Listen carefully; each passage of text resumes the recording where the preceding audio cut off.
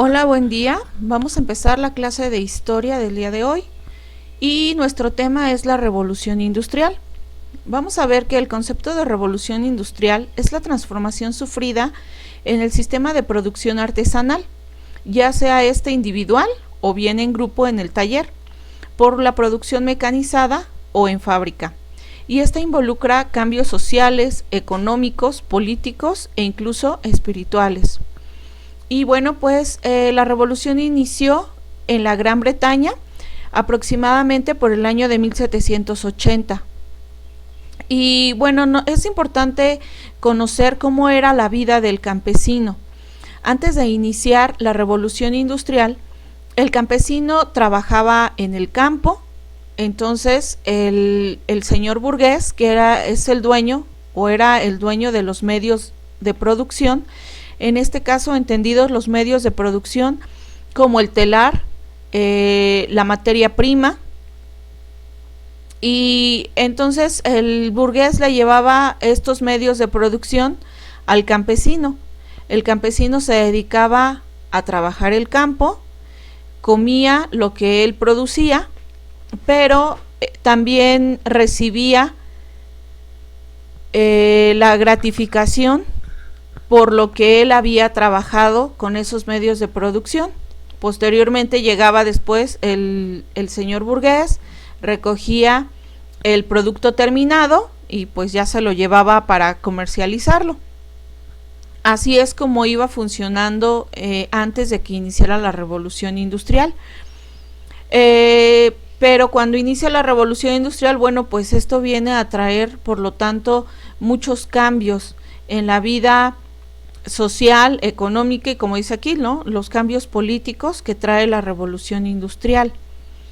Y bueno, pues como vemos, bueno, pues es esa transformación que sufre la producción de forma artesanal.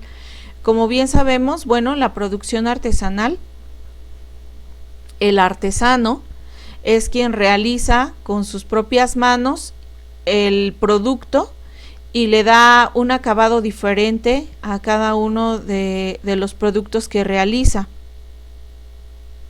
Y cuando se realiza una producción, bueno, pues ya en fábrica, bueno, pues es una producción mecanizada, una producción que es en serie y bueno, pues se supone es más rápido, pero ya no lleva esa parte que le da o que es personal, ¿no?, que lo hace única a cada una de las piezas.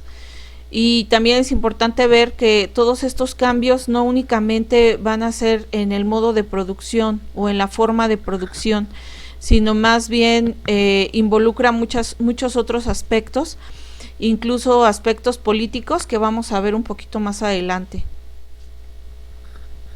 La revolución industrial, bueno, nos da cambios en la técnica, hay avances tecnológicos, y estos avances estaban basados, dice que en experiencias artesanales. Todos estos conocimientos artesanales únicamente se transmitían de una generación a otra. Ajá. Y bueno, también se hacían tal vez de un lugar a otro, pero todos estos conocimientos se transmitían de una forma personal. Y bueno, pues posteriormente hay una transformación de estos oficios que se realizaban de forma artesanal, y en esto influyó Carlos II, rey de Inglaterra, quien fundó la Real Sociedad de las Artes. Y bueno, pues esta promovía la transformación de los oficios artesanales basados en conocimientos secretos. Dice que estos conocimientos podían ser misteriosos o incluso hasta mágicos, ¿no? Así los veían algunos. Y esto en oficios cuyas técnicas estuviesen fundamentadas únicamente en la ciencia. Podemos imaginarnos tal vez alguien que estaba produciendo vidrio, ¿no?, cómo al calentar la arena y todo el proceso que se lleva a cabo. Bueno, pues a lo mejor lo veían algo así como algo misterioso e incluso hasta mágico, ¿no? Pero lo importante aquí en esta Real Sociedad de las Artes era que todos esos oficios tuvieran un fundamento científico, que todas esas técnicas estuvieran fundamentadas en la ciencia. Y bueno, pues de aquí llega el primer invento con la famosa máquina de vapor. Dice que a partir del marqués de Worcester, con la colaboración de Caspar Kaltoff, inventaron una máquina para el bombeo de agua. En este caso, esta máquina que servía para bombear agua, la idea era que en las minas, como sabemos, cuando iban cavando a mayor profundidad, bueno, pues podían encontrar agua, y lo que sucedía es que las minas se inundaban y pues esto ocasionaba graves problemas para poder continuar extrayendo los metales o los minerales de la mina. Entonces esta bomba de agua ayudaba a sacar el agua de las minas para que los mineros pudieran continuar trabajando. Y bueno, posteriormente James Watt y Joseph Black diseñaron la máquina de vapor a pistones, que por dificultades financieras se realizó tras asociarse con Matthew Boulton. En este caso, bueno, pues es a James Watt justamente a quien se le atribuye la invención de la máquina de vapor.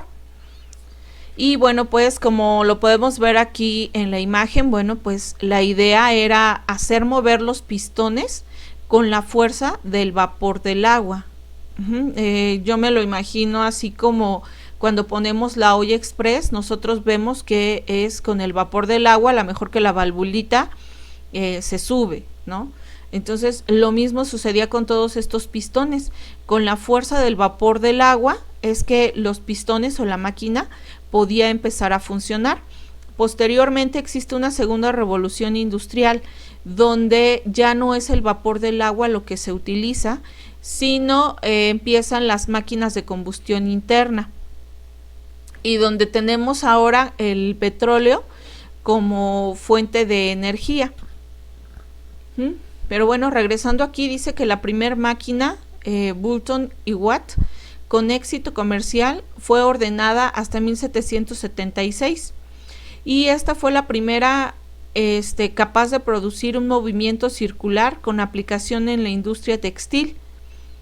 Y bueno, pues este es únicamente el prototipo de la revolución industrial, y esto fue hasta 1786. Si nos damos cuenta, bueno, pues esta primer máquina es de 1776, estamos hablando de que aproximadamente 11 años después es cuando se crea esta máquina que ya tiene una aplicación en la industria textil. Ahora, aquí en la industria textil está John Kay en 1733, estamos siguiéndonos antes. Dice que este señor modificó las técnicas manuales con su lanzadera volante, que es como la que nosotros estamos viendo en la parte inferior izquierda de la pantalla. Y bueno, pues aquí estamos únicamente hablando que son técnicas manuales. Tenemos, ya no tenemos ese famoso telar, sino bueno, pues ya tenemos técnicas un poquito más especializadas. Posteriormente, para 1764, Sandhill construyó una máquina capaz de tejer manualmente 8 hilos. A esta máquina se le conoció como Juanita la heladera. Aquí pues tuvieron que pasar al menos unos 30 años, pero ya teníamos esta máquina capaz de ir tejiendo con 8 hilos. Como vamos viendo, bueno, pues va avanzando. Posteriormente, Crompton combina las ventajas de Juanita la heladera con la fuerza del agua para 1779, y entonces surge una nueva máquina llamada la mula de Crompton. Finalmente, ya John Kennedy en 1793 aplicó la fuerza del vapor a la máquina, a esta máquina, a la mula de Crompton, y entonces quedó así convertida en la verdadera máquina de fábrica. Entonces esa fuerza del vapor ya se aplica. Aquí podemos ver que a lo mejor desde 1733 a 1793 fueron perfeccionando esta máquina hasta que tenemos la máquina que utilizaron en las fábricas. En cuanto A la minería, bueno, pues se realizaron algunos avances científicos o tecnológicos, más bien dicho, y esto sirvió básicamente para solucionar los problemas que había dentro de las minas. Tenemos, por ejemplo, la lámpara de seguridad. Esta era muy importante. Como sabemos, cuando los mineros iban cavando cada vez más hondo, iban encontrándose con algunos vapores o gases que eran venenosos. La situación aquí es que los no únicamente eran venenosos, sino al ser gases y como no había focos o algún otro tipo de lámparas, ellos llevaban sus antorchas. Entonces estos gases llegaban a explotar debido al fuego que ellos llevaban. Entonces con estas lámparas de seguridad ellos podían pues evitar que existiera algún incendio dentro de las minas. Por eso eran estas lámparas de seguridad que no permitían que entraran todos estos gases y bueno, que entraran en combustión, vaya. También crearon este sistema de acarreo sin fin. En un principio, bueno, pues utilizaban animales de carga como caballos, básicamente mulas, para poder sacar todos esos minerales o metales que extraían de las minas, que no solamente extraían los metales, sino también un mineral llamado coque, que se extraía de las minas, que era como carbón, o que era carbón que se utilizaba, bueno, pues en la industria. Entonces, posteriormente, bueno, pues crean este sistema de acarreo sin fin, que como lo podemos ver en la imagen, era como un vagón de tren, el cual cargaban con los minerales y bueno, pues los sacaban de la mina. De esta forma podían sacar de una forma más rápida y con menos esfuerzo los minerales extraídos de esa mina. También tenemos las bombas de aire, y como ya dijimos, bueno, pues existían todos estos gases que no únicamente al contacto con el fuego entraban en combustión, sino que también eran gases venenosos. Muchos de los mineros no tenían una esperanza de vida muy grande debido a todos estos gases venenosos. Entonces, estas bombas de aire lo que hacían era inyectar aire dentro de la mina para que los gases venenosos pudieran salir de la mina y no dañaran de una forma tan grave a los mineros. Otro de estos inventos fue las máquinas para extraer agua de las minas. Como ya decíamos, una de las primeras máquinas fue esa bomba para el agua. Bueno, estas bombas estaban un poquito más perfeccionadas ya y podían extraer el agua de las minas para que las minas no se detuviera tanto el trabajo y pudieran continuar trabajando. Lo que tenían que hacer antes de estas máquinas para extraer el agua era cavar un pozo paralelo al que estaba la mina. Entonces, ya que habían cavado lo suficiente ese hoyo, lo que hacían era hacer posteriormente un hoyo para poder drenar el agua a través del otro hoyo, de la otra zanja que ellos mismos habían creado. Entonces eso, bueno, pues implicaba detener la producción o el trabajo durante mucho tiempo. Y con estas bombas para extraer el agua de las minas, estos tiempos se reducían y podían hacerlo más rápido.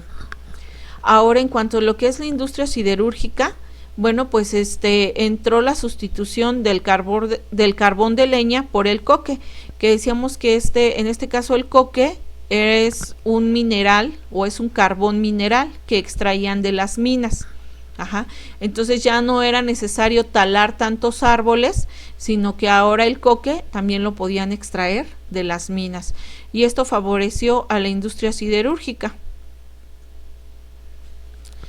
Ahora, en cuanto al transporte, bueno, pues dice que la industria le era indispensable un transporte barato y sobre todo eficiente para dos cosas. Por un lado, poder allegarse todos los energéticos y la materia prima, y por otro lado poder regresar al mercado todos estos productos que ellos habían creado. Ajá, entonces es por ello que el transporte era muy importante.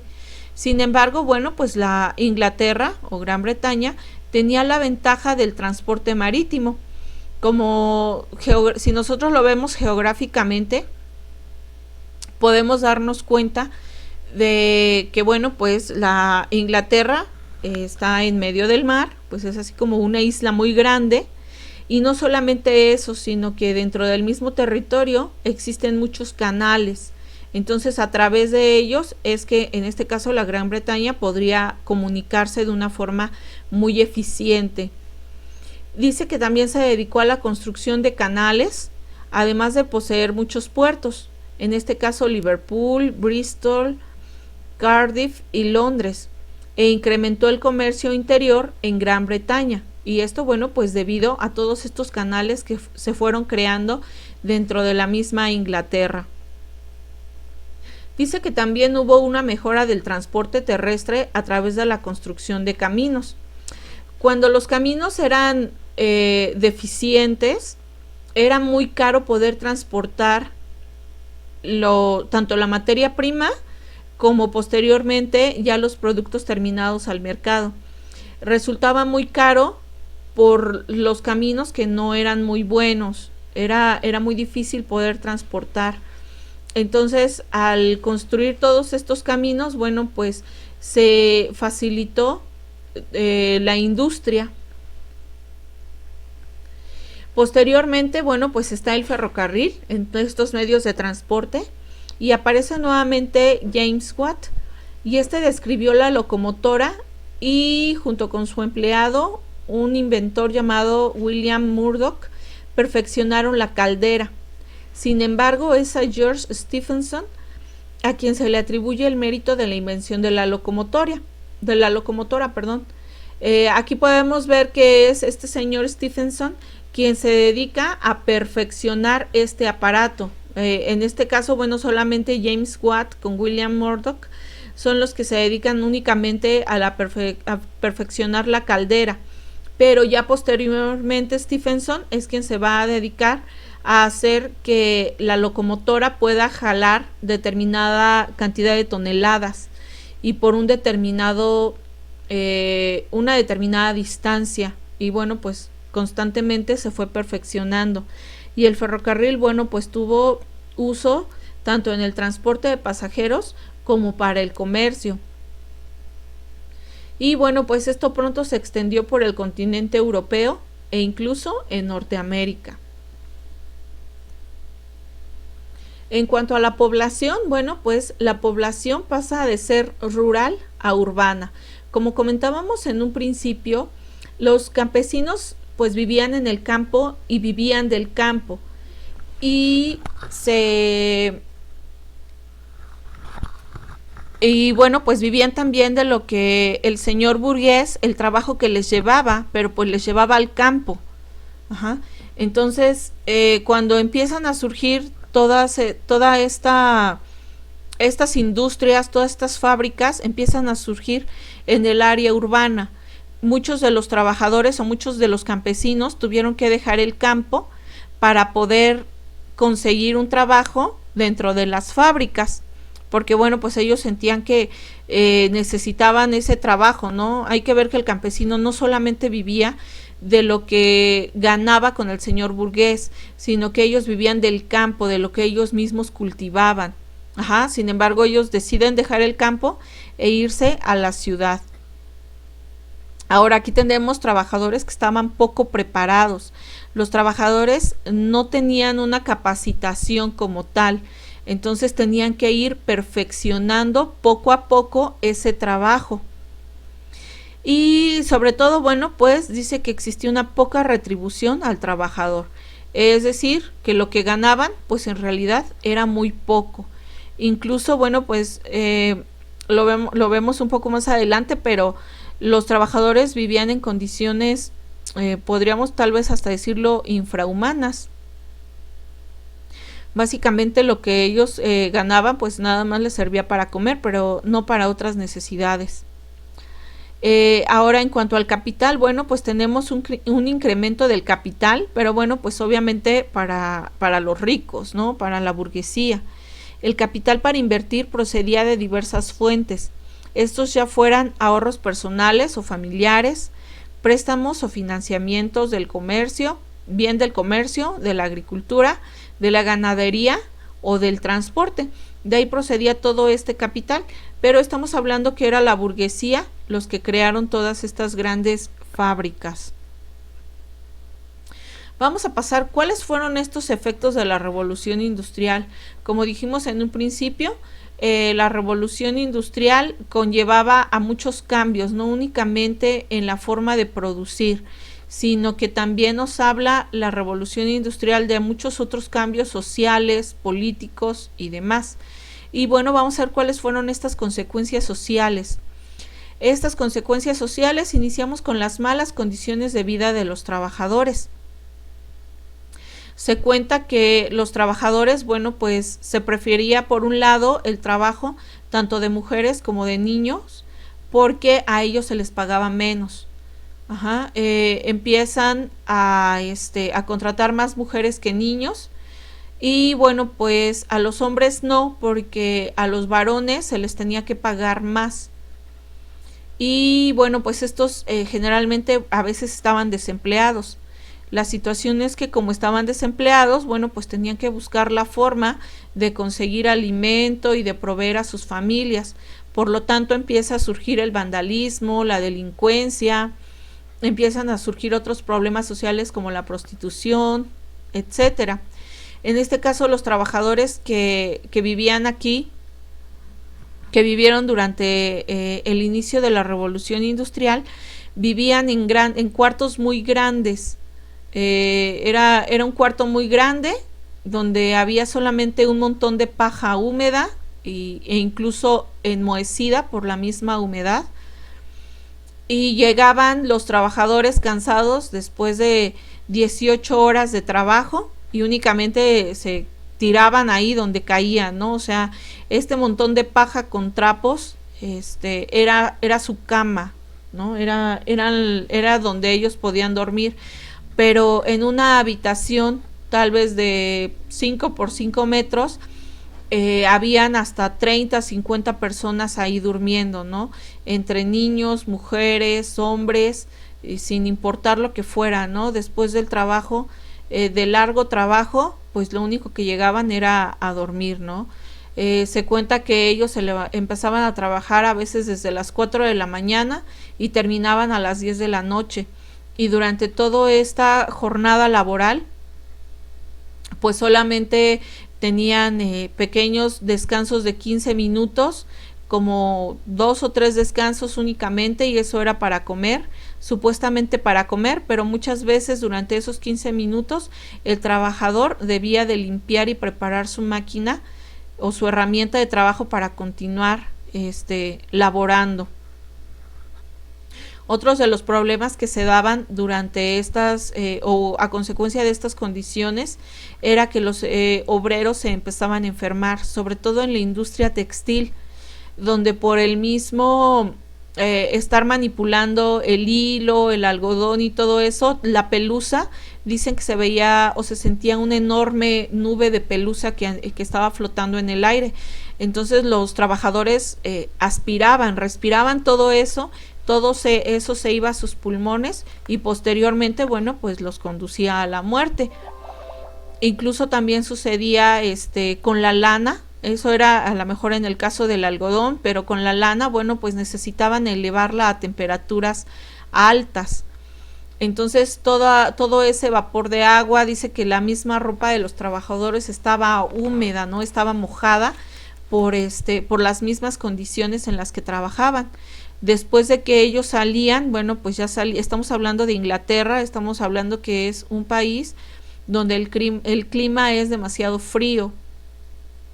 Entonces hacía tanto frío que al salir de la fábrica, ellos calientes y con el frío, bueno, pues se llegaban a enfermar.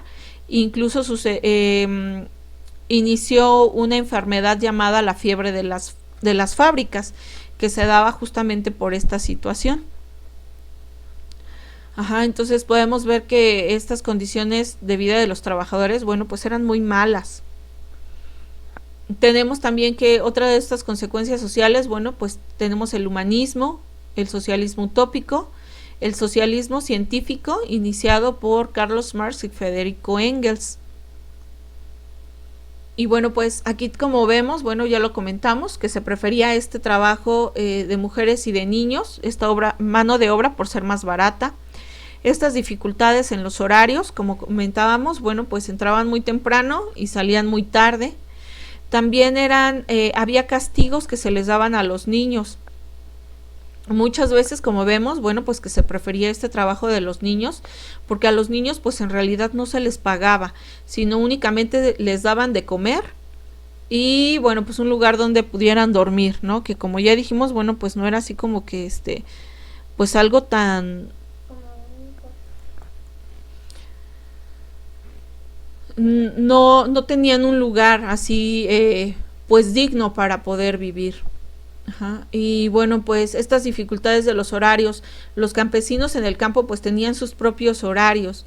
Ellos sabían a qué hora se levantaban, en qué momento se ponían a trabajar el campo, en qué momento se ponían a realizar el trabajo que les había llevado el señor burgués. Ajá. Pero cuando llegan a la ciudad, bueno, pues tienen horarios de trabajo que son muy diferentes, que tienen que cumplir con un determinado número de horas laborales. Ajá. También tenemos todas estas malas condiciones de higiene. No existía un sistema de drenaje. Entonces, bueno, pues las calles pues también estaban muy sucias. Agua sucia, heces fecales, eran condiciones de higiene muy, muy deplorables.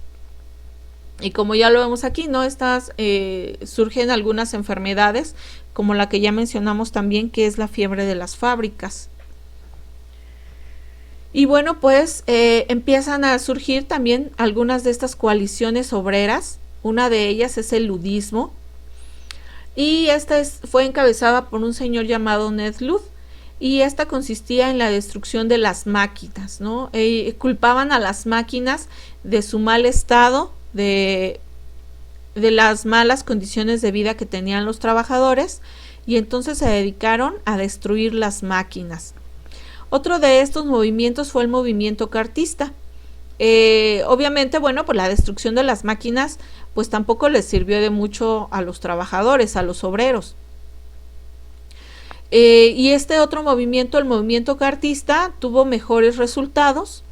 Y como nos podemos imaginar, bueno, pues consistía en enviar cartas al parlamento inglés, con la finalidad de mejorar las condiciones de vida de los obreros. También aquí cabe mencionar que surge una nueva clase social, que es el proletariado. Dice en este caso que, bueno, pues el burgués era el dueño de los medios de producción.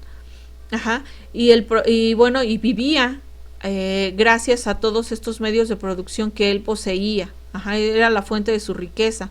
Y en el caso del proletariado, pues lo único que poseía era pues su fuerza de trabajo, y era la que él vendía para poder sobrevivir. Consecuencias de todos estos problemas sociales, bueno, pues viene el humanismo. Y bueno, pues es una manera en cómo se manifestó la influencia del espíritu de la reforma sobre la élite de los manufactureros. Algunos hombres de empresas como Boulton, Whitwood, Wilkinson y Dale se distinguieron por las obras de beneficencia hacia los hombres en general y a sus obreros en particular. Y en este caso fue Dave Dale, fue el más destacado en este campo. Entonces, bueno, básicamente lo que podemos rescatar del humanismo, pues son estas obras de beneficencia que se hacían hacia los trabajadores, hacia los obreros. Eso fue el humanismo. Aquí tenemos algo parecido, que es el socialismo utópico. Ajá, y es parecido al humanismo, pero bueno, pues tiene algunas cosas diferentes. Dice que fueron un tipo de empresarios o intelectuales que fundamentalmente deseaban mejores condiciones de vida para todos. pero que con intención o sin ella abonó el terreno para la revolución. En este caso, bueno, pues el socialismo utópico apareció en la Gran Bretaña y su principal representante fue Robert Owen, que es la ilustración que tenemos aquí. Y este señor propuso en 1813 el cooperativismo para dar ocupación a los desempleados a través de comunidades agrarias, y publicó un libro llamado A Book of the New Moral World, es decir, una nueva moral del mundo. Y en este caso, bueno, pues en Francia fue representado por Charles Fourier, Saint-Simon y Louis Blanc. Pero bueno, pues es Robert Owen. Este señor, bueno, pues era dueño también de una de las empresas. Y el socialismo utópico, bueno, pues trata de darle condiciones de vida favorables al proletariado a través de reducir el número de horas laborales. Estábamos hablando de que empezaban a trabajar a partir de las 4 de la mañana hasta las 10 de la noche. Lo que hace Robert Owen es reducir las jornadas laborales. Eran menos horas las que trabajaban al día, pero Robert Owen se da cuenta que a pesar de que trabajaban menos, la producción aumentaba. En lugar de disminuir, la producción aumentaba. Proveen de mejores condiciones de vida a sus trabajadores. Dan, por ejemplo, un tipo de seguro médico. Se prohíbe también el trabajo infantil. Bueno, al menos de 10 años para arriba podían trabajar, pero de 10 años para abajo no. Entonces, lo mencionábamos hace un rato, que a los niños, bueno, pues se les infringían también todos esos castigos corporales para que pudieran ir aprendiendo, ¿no? Dice que esos castigos corporales podían ir desde que les limaban los dientes a los niños, incluso a veces colgarlos y sobre una máquina que iba dando vueltas en la parte de abajo. Entonces el niño se veía obligado a estar colgando, pero levantando los pies, porque si los estiraba, bueno, pues le podían cortar los pies. Entonces, bueno, los niños, así como los adultos, tenían que levantarse muy temprano para poder ir a trabajar. Las condiciones de vida que tenían los niños, bueno, pues eran también muy, muy malas. Y lo que hace Robert Owen en este caso, bueno, pues es también poner un límite, ¿no? Decir, sí, los niños pueden trabajar, pero de los 10 años para arriba. Entonces, bueno, pues también nos habla acerca de este cooperativismo para dar ocupación a los que estaban desempleados, ¿no? Es decir, ¿en qué consiste el cooperativismo? Que los mismos trabajadores, los mismos obreros sean dueños de esa fábrica. Ellos mismos pueden recibir las ganancias del trabajo que ellos mismos están realizando. En este caso, bueno, pues Charles Fourier propuso la organización de la sociedad en falasterios. Los falasterios eran viviendas, bueno, dice aquí que son 1,600 personas viviendo en un mismo edificio. Era proporcionarles una vivienda, bueno, pues tal vez entre comillas más digna de la que ellos tenían en ese momento. Y a estos grandes edificios, bueno, pues él los llamó falasterios. Aquí estamos hablando de que esto en realidad, bueno, pues nunca estuvo en la práctica y fue solamente la teoría. Saint-Simon también dice que consideraba que debían desaparecer las clases ociosas, y en este caso para él las clases ociosas eran la nobleza y los militares. Hablando de este señor en particular, bueno, pues él pertenecía a la nobleza, pero por lo mismo decidió despojarse de ese título nobiliario y entonces convertirse así como en una persona común y corriente, porque consideraba que estas clases sociales pues eran clases ociosas, tanto la nobleza como los militares.